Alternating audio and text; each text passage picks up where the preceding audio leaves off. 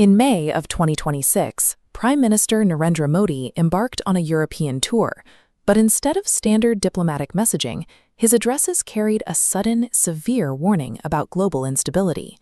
Speaking from the Netherlands, he cautioned that a cascading decade of disasters threatens to wipe out decades of global progress, potentially returning a massive section of the world's population to poverty.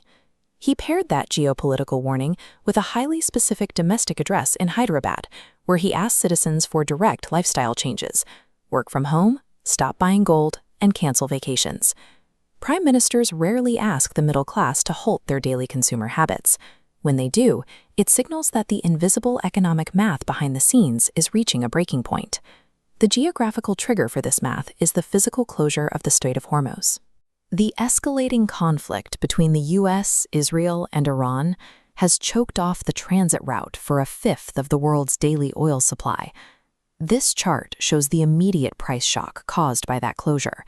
In under 3 months, the cost of India's oil import basket experienced a violent upward spike, jumping from $69 a barrel to over $105. Because India buys its oil in US dollars, a massive price hike creates an immediate currency consequence.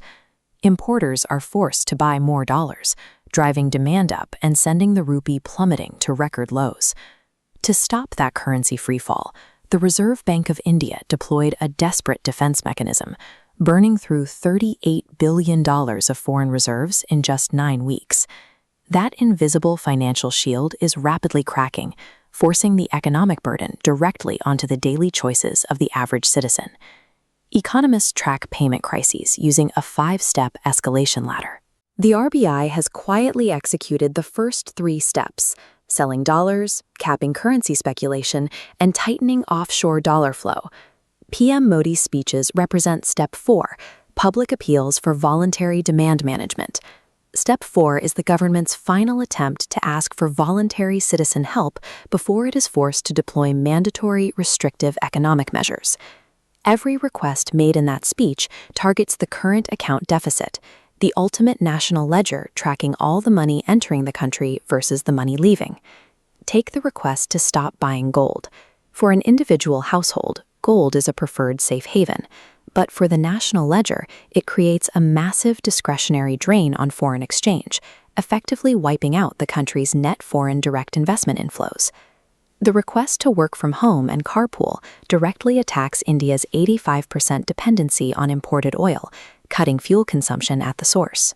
Canceling destination weddings and foreign vacations prevents the direct, unnecessary outflow of precious US dollars into foreign economies. Even the directive to cut chemical fertilizers by 50% is tied to the conflict. Iran-linked sanctions are currently forcing India to scrap vital urea shipments, creating a direct threat to food security. None of these requests are arbitrary. Each one is a precise, mathematical attempt to plug a specific leak in the bleeding current account deficit. Which raises the critical question: what happens if voluntary demand management fails and citizens do not alter their consumption? The nation moves to the looming threat of Step 5, administrative restrictions. For consumers, Step 5 translates to exorbitant gold import duties and strict quantitative limits on imported electronics, like smartphones and laptops. The final blows include harsh curbs on sending money abroad for overseas education and severe fuel price hikes, which have already begun with a recent 3 rupee per liter bump at the pump.